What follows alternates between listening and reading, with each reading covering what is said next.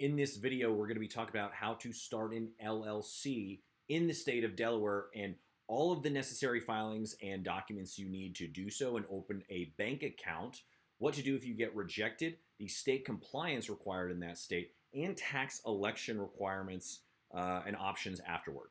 So we consider the necessary things that you need to form an LLC in Delaware to be these three things. It is the state filing with the state. You file this document with the state. The EIN filing with the IRS. You do that second. And then some homework, you've got to get your legal documents. An LLC is an operating agreement that you're going to need. So in the state of Delaware, the name of the LLC is called the Certificate of Formation. This is the name of the document of the filing you're going to get back from the state. The cost is $90. You can now file it online. This is new. The effective date, how many days in the future you can set your start date is 180 days. So let's say it's August 15th and you don't want to start your business until January 1st, but you want to go ahead and file it today, you can do that. You can set that future date up to 180 days in the future. The turnaround time is roughly 10 days. It takes actually sometimes longer than that because they send it back to you via snail mail. This is not returned to you via email or anything like that. It is snail mail, physical mail. Name selection. You can't have someone else's name. You can't be Amazon LLC in the state of Delaware.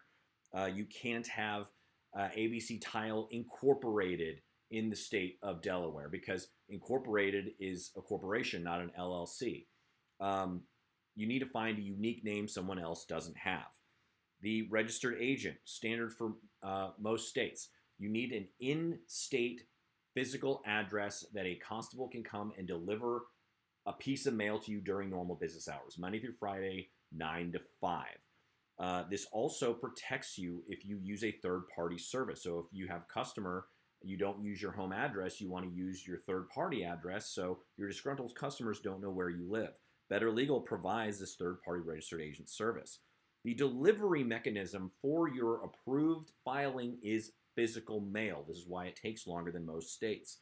If you get rejected, they will email you and you fill out and you update the form and then you email them back the updated form.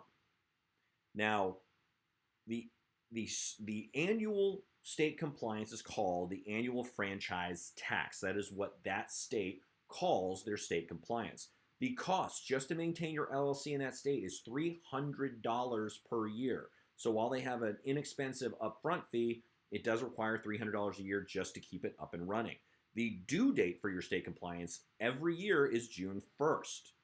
Now, you can file it anywhere between January 1st and June 1st of any given year, every single year, but you can file it ahead of time if you want.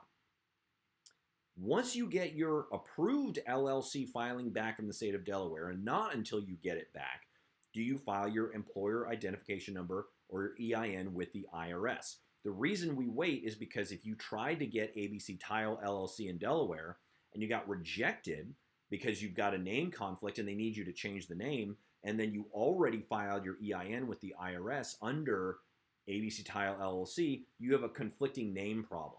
So we want to wait until we get an approval back from the state to then file the EIN with the IRS. This is also called an FEIN, Federal Tax ID, all the same thing. The reasons we want this are to pay our IRS taxes, to open a bank account. A bank account is going to require you provide them the EIN number in order to open a bank account. And then if you are a vendor for someone else, they're going to require that you have a W-9 that you provide them. And if you don't want to provide your social security number, you're going to have to put the EIN in there instead. It's just a privacy thing. You cannot carry this over from another business. Let's say you've been a sole proprietor for 5 years with another existing EIN and you finally decide you want to be an LLC. You cannot carry that existing EIN over to the new LLC. New business, new EIN. It is essentially your business's social security number. Legal documents. So, even if you are a sole proprietor, you're by yourself in this LLC, you might have owners later. It's always best to have a legal document to prove ownership. Let's say someone's working for you for years, they might claim that they have ownership of the business. The state doesn't know who owns the business. Only the legal documents know this information. It's something you have to do on your own. Do not skimp on this. Do not get it for free online. Get it from an attorney or from a provided service. Better Legal provides this in our order. It determines the operators and the owners of the business. Again, like I said, proof of ownership. It explains the rules of the business. If multiple people own the business, how do they handle disputes? And it is often overlooked, so do not miss this critical piece.